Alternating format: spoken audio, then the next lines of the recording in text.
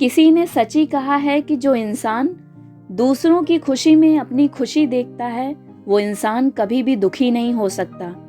एक छोटी सी कहानी है एक राजा की। एक दिन राजा ने अपने राज्य में घोषणा करवाई कि मुझे इस दुनिया की सबसे शांत तस्वीर चाहिए। जो भी चित्रकार वो तस्वीर बना देगा मैं उसे मुंह मांगा इनाम दूंगा। जो भी चाहिए, हीरे जवाहरात, सोना चांदी, सोने की मुद्राएं, सब कुछ उसे मिलेगा। लेकिन शर्त यही है कि जो तस्वीर हो वो दुनिया की सबसे शांत तस्वीर होनी चाहिए, बिल्कुल शांति का प्रतीक होना चाहिए। पूरे राज्य में प्रतियोगिता की घोषणा करवा दी गई और उसकी तारीख भी तय कर दी गई। घोषणा सुनकर कई सारे चित्रकार उस प्रतियोगिता के लिए पहुंचे। तय तारीख पर प्रतियोगिता शुरू हुई। सबने अपनी अपनी पेंटिंग बनाना शुरू कर दिया। राजा साहब ने सभी पेंटिंग को देखना शुरू किया।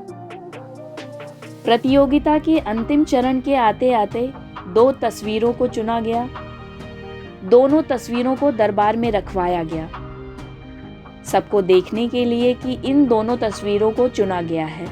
इनमें से एक तस्वीर बनाने वाले को विजेता माना जाएगा। राजा ने सभी से कहा, आप सब इन दोनों ही तस्वीरों को ध्यान से देखिए, उसके बाद मैं अपना फैसला सुनाऊंगा। जो पहली पेंटिंग थी उसमें बहुत ही सुंदर स्वच्छ निर्मल पानी की झील थी। झील का पानी इतना साफ था कि उसके अंदर के छोटे छोटे पत्थर भी साफ साफ दिखाई दे रहे थे। उसके चारों तरफ सफेद बर्फ के पहाड़ और आसमान में छोटे छोटे बादल थे।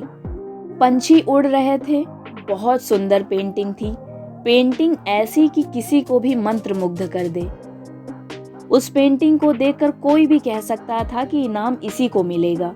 इसमें सोचने की कोई बात ही नहीं है। दूसरी जो पेंटिंग थी वो डरावनी थी। आसमान में काले बादल, कड़कती चमकती हुई बिजली, मानो बहुत तेज तूफान आ रहा हो। जंगल में से गिरने वाले झरने की गति बहुत तेज थी। सारे पेड़ तेज हवाओं के कारण झूल रहे हैं। ऐसा लग रहा है जैसे सब तहस नहस होने वाला है। लोगों को ये समझ नहीं आ रहा था कि ये दूसरी वाली तस्वीर क्यों चुनी गई है, क्योंकि पहली वाली पेंटिंग शांति का प्रतीक है, तो जीतेगी तो वही, और उसी के चित्रकार को इनाम मिलेगा। अब समय था राजा के फैसले का। राजा ने कहा कि जो दूसरी पेंटिंग है वही दुनिया की सबसे शांत और सुंदर पेंटिंग है। इससे सुंदर और बढ़िया शांति का प्रतीक मैंने आज तक नहीं देखा। वहां मौजूद सभी लोग चौंक गए। धीरे धीरे एक दूसरे से कुछ कहने लगे, लेकिन राजा से कुछ कहने की हिम्मत किसी में नहीं थी। ये सब देखकर जो पहला चित्रकार था जिसने वो शांत तस्वीर बनाई थी, उससे रहा नहीं गया। उसने राजा से पूछ लिया कि माफ कीजिए महाराज, लेकिन मैं ये जानना चाहता हूँ कि इस तस्वीर में ऐसा क्या है जिसे आप दुनिया की सबसे शांत तस्वीर कह रहे हैं। राजा ने सभी से कहा कि इस पेंटिंग को ध्यान से देखिए। आपने शायद देखा नहीं, झरने के पास जो ये पेड़ तेज हवा के कारण झूल रहे हैं, इनमें से एक पेड़ पर एक छोटा सा घोंसला है जिसमें चिड़िया अपने बच्चों को प्यार से दाना खिला रही है। इतने डरावने माहौल में भी चिड़िया को अपने बच्चों की और उनके भोजन की फिक्र है। वो अपने बच्चों को भोजन कराने में मग्न है। इसलिए ये पेंटिंग दुनिया की सबसे शांत पेंटिंग है।